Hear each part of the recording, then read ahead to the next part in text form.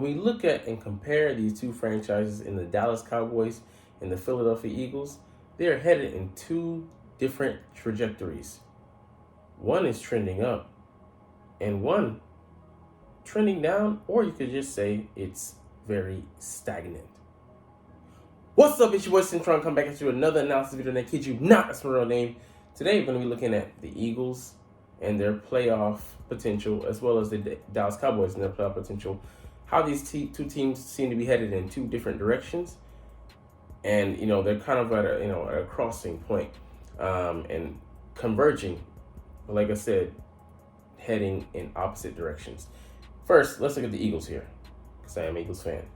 Can Eagles return to Super Bowl after losing both coordinators? So that is a challenge, and while it is a very steep hill to climb, I believe that it's a misnomer, and that if you look at all the variables and consider everything that goes into it, it's actually not that complicated as it may seem. But we're hoping to simplify it. All right, so rookie head coaches Shane Steichen and Jonathan Gannon have daunting tasks ahead of them in their quest to turn around the Indianapolis Colts and Arizona Cardinals, respectively, in 2023. However, the former coordinators have left the Philadelphia Eagles and former boss Nick Sirianni with an arduous task as well, or arduous assignment. They say that, but Jonathan Gannon was a failure when you sum it up, as far as being the defensive coordinator for the Philadelphia Eagles in 2022. 2021, okay, you could say he was, deprived of talent, and he was making his bones and circulating the defense and his teachings and philosophies and spreading it around, and they were getting rooted in. Yeah. And then, 2022 happened, and we had an all-time high in sacks, and then that was mostly the focus on sacks and not being a well-rounded defense as far as, making adjustments, him being able to disguise, and him showing that aversion to blitzing. So those are things that I commonly state, throughout the videos, but you're not even watching. But, he had some verifiable holes in his game, and he got exposed. And that's on him. And I said it, in a video last year, that, hey, if they don't adjust, we're going to get what we deserve. And surely those chickens came home to roost. But that being said, Shane Steichen, he was, moving with a well-oiled machine on offense. But yet he's not the mastermind. He contributed heavily. And, he was a mind meld with, head coach Nick Sirianni. But that is Sirianni's stamp on the offense. And you could say it was Steichen's take, but he's not going to Rembrandt the whole thing. It's a brainchild of very much, participated and heavily, having his hand in the mix, that being Nick Sirianni. And the next guy coming up, Brian Johnson, he's going to put his own stamp on the offense, but it'll be just as efficient, if not even more. With me believing that he's going to bring in, his own personality and things that more suit Jalen in some ways, and also curtail this offense, work on some things that we didn't hit on last year. We were ranked 31st in some category that I'll get to hopefully later. Anyways, with the Eagles aiming to return to the Super Bowl, the departures of Gannon and Steichen stand as just one of the many statistical and historical hurdles Philadelphia will have to overcome to return to the championship per NFL research. And this is just research.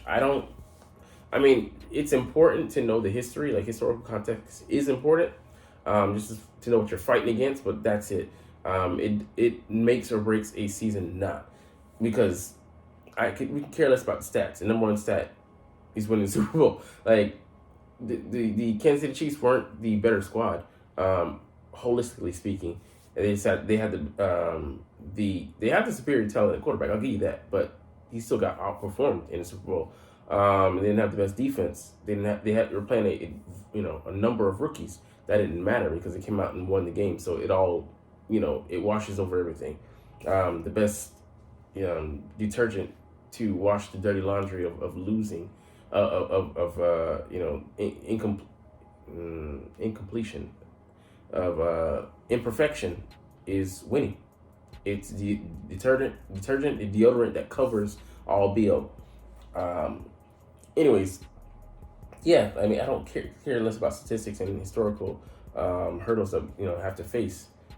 All that matters is you get the W's and put yourself in position to get the ticket and make good use of that ticket by not just showing up, by showing out. All right, the Eagles are the sixth team to make the Super Bowl and lose both coordinators in the ensuing offseason, and none of those clubs returned to the big game. Like I said, I could give a big whoop because this team is just. I'm not even saying we're going to go back to the Super Bowl, but I like the chances that we have to at least punch ourselves a ticket to go to the playoffs. And if you get into the dance, you got a chance. Bars. Just the third Super Bowl squad to lose each coordinator to a head coaching position that speaks to the stellar play on both sides of the ball exhibited by the Eagles in 2022. Yeah, but that was more so like Gannon having talent to work with. He did very little in way of actually assisting our players in anything other than sacks, and that was mostly them. Their talent, stood out. He was not able to really mold and shape that into what he needed. He should have been able to take us to the next level, actually being diverse on defense instead of hitting people with their fastball and that's it. Just being able to overpower them. Which, who cares if you don't have a curveball, a slider, a forkball, other breaking balls in your repertoire. I mean, so I don't care about just having a straight. Having other balls accentuates the straight, so when you hit people with it, it's all the more effective. All right, Philly was the only team last season to finish in the top three in offense and defense. And I don't know if we're going to, the defense, we don't know what's going to be, but offense, we're pretty sure that, we're not going to slip that much, if at all. Maybe to potentially get better with all the, guys coming back. We're minus two starters on offense, one being Miles Sanders, replaced by a bevy of running backs, and the other being, Malo being replaced by Cam Jurgens or, Tyler. I'm forgetting our right guard's name that we drafted was a tackle. Tyler Steen. Right. Anyways, new coordinator Brian Johnson, who was the quarterback coach last year, and Sean Desai, who was in Seattle last year as co-defensive coordinator under Pete Carroll, are tasked with maintaining Eagles' excellence and meeting high expectations for 2023. Like I said, Sean, I've said ad nauseum again in previous videos that he's a disciple of the same coaching tree that Gannon descends from, which is the Vic Fangio tree, and he's going to employ most of the same concepts, even though he might employ them differently, different looks, different disguises, different, focusing on different coverages, especially for the cornerbacks and that secondary. But dressing might look the same or like cut from the same cloth, but it could be different material, different embroidery. And so I think he's going to be a better D coordinator than Gannon, just because he has more tools in his tool belt. Doesn't just beat people into submission like he's a one-track minded Superman. And Brian Johnson, like I said, he's going to focus on the running backs and the different kind of production from them. Like I said, I'm trying to get into that a little bit later, as well as balancing between the running with Hurts and making use of those running backs, taking the burden off Hurts. Would be like we were more top heavy, leaning more on Miles Sanders for to be a do-it-all back. We're really gonna throw a lot of curveballs, a lot of different varying pitches and varying speeds, and varying vertical side. You're making all use of 3D dimensions of the batter's box. Losing a lot of baseball references. Watch Dino Ace, Ace of Diamond. Great anime explains baseball. Make you fall in love with it. But anyways, he's a great guy because he's been with Hurts. He just doesn't have just the relationship over the past couple of years, but he's been with him. He's been in contact with him, had a relationship with him since he was Hurts was in high school. So they have a deep connection, and he knows Hurts in and out.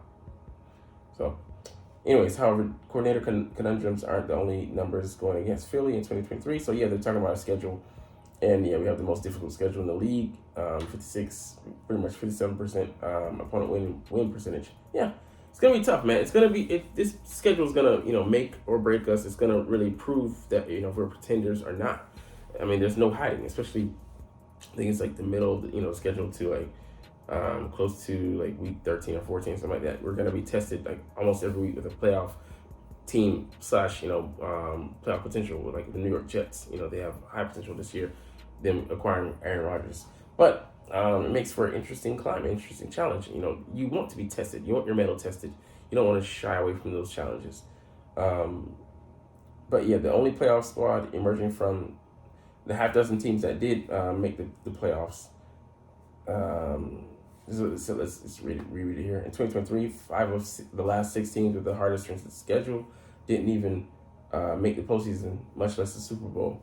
The only playoff squad emerging from those half dozen teams was 2021 Pittsburgh Steelers, who posted a 9-7-1 record, stuck into the playoffs and were dismissed in quick fashion by the Kansas City Chiefs. But one thing we did that we didn't make a mistake when we reloaded, like we kept a lot of pieces intact, but we didn't keep unnecessary pieces like we did after the 2017 run and we won a Super Bowl, and then in 2004, things just imploded after we made the Super Bowl.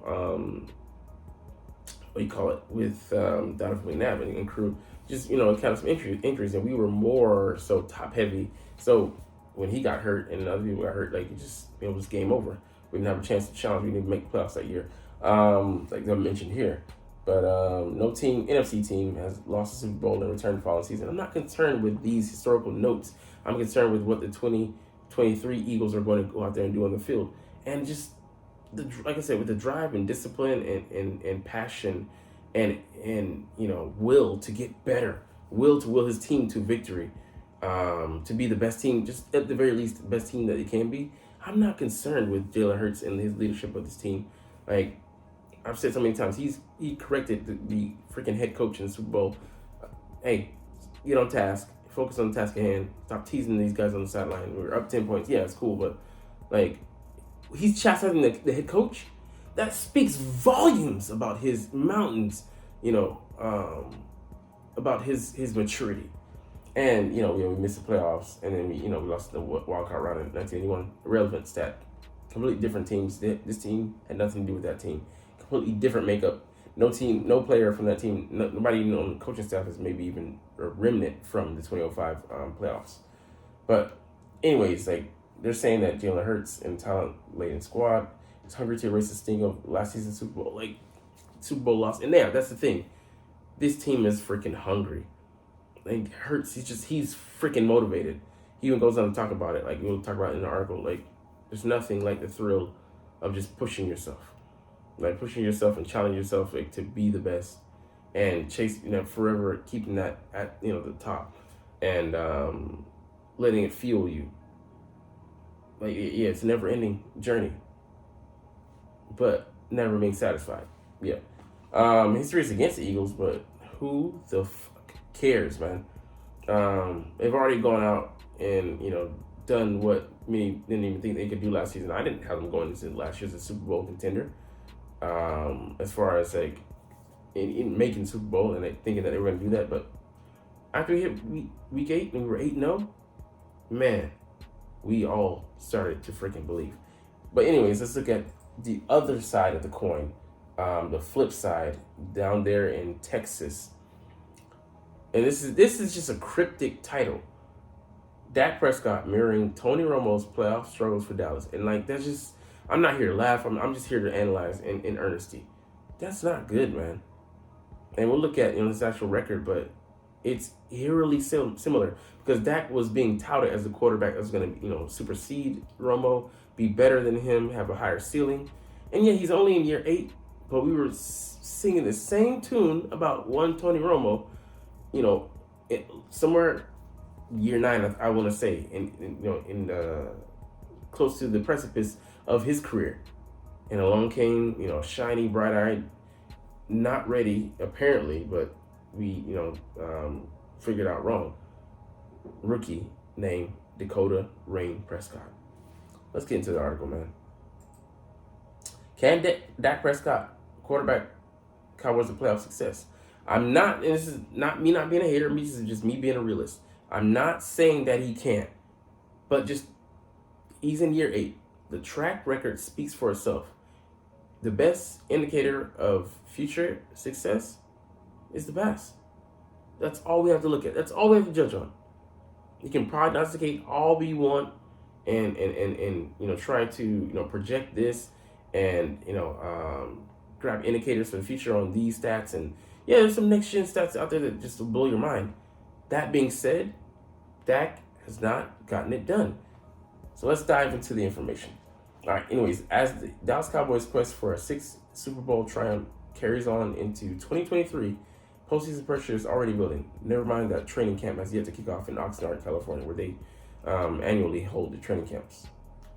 Though burdens abound, it rests most heavily upon the head coach, Mike McCarthy, and of course the shoulder pads worn by the franchise quarterback.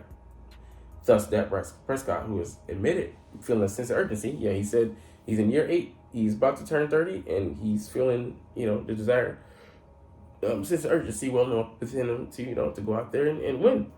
I mean, they are supposedly America's team, and they're supposed to be out here, winning things, but they haven't won a goddamn significant thing since '95. Enters a pivotal campaign with perhaps Dallas's most prevailing quandary being whether he can lead the Cowboys to any playoff success. Yeah, just been a while. It's been a drought. Over 20 years, man. A look inside the numbers before I even liked football, provided by NFL research, shows history and statistics are not in Prescott's favor as it pertains to playoff success. And like I said, this is not to say that 100% no, yes or no, because anybody can go out there and have success. But you look at the information and you likely try to see where we're going. Like the numbers of the Eagles were ephemeral. Like, okay, you're battling against history. What does that have to do with the team that we're talking about right now? Like, these teams were Dak Prescott. He's leading these teams. So we're directly talking to something that's correlated to him, and being that it was his past self. I'm not concerned with the '95 Cowboys. That team is long gone. I'm concerned with the guys that we're looking at in front of him and his predecessor. I mean, we can compare him. That's all we're looking to do. And I would say if you look, we could put them side by side, the stats are most likely eerily similar. Because Romo, I would say he was more of a gunslinger than Dak. He takes care of the football better.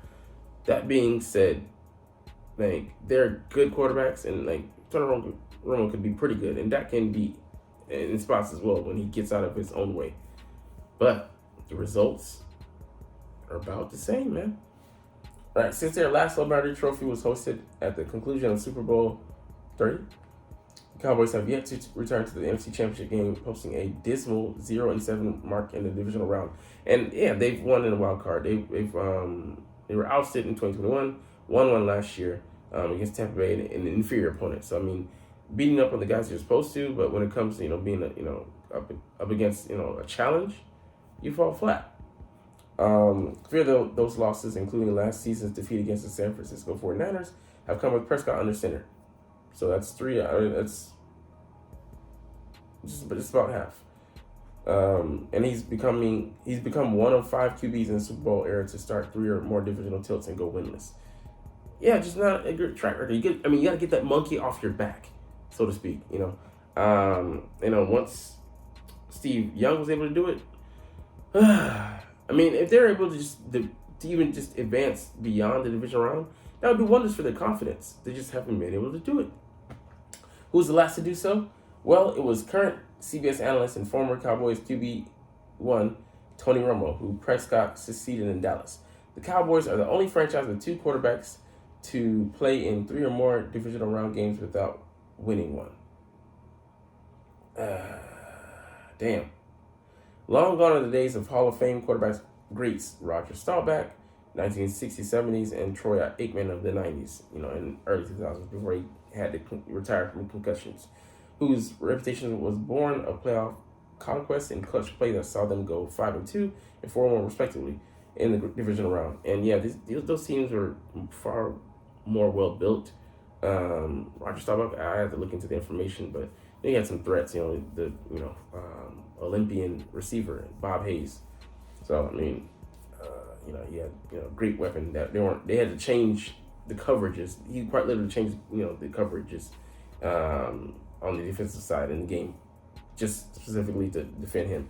All right, those days of Cowboys QBs captaining their squads. The long postseason runs have written off into the sunset so far this century. Yeah, I mean, NFC has been more challenging, and yeah, we had some dominant teams like the 49ers came and dominated for a little bit. Then the Seahawks came and dominated for a little bit, and Eagles, we weren't the softest team throughout the whole era. We had our own span of dominance, especially in the 2000s, and yeah, a lot of teams have had turns, but the Cowboys, they've had some good shakes, some fair shakes in the apple, like chiefly like I think Miami in 06, 07.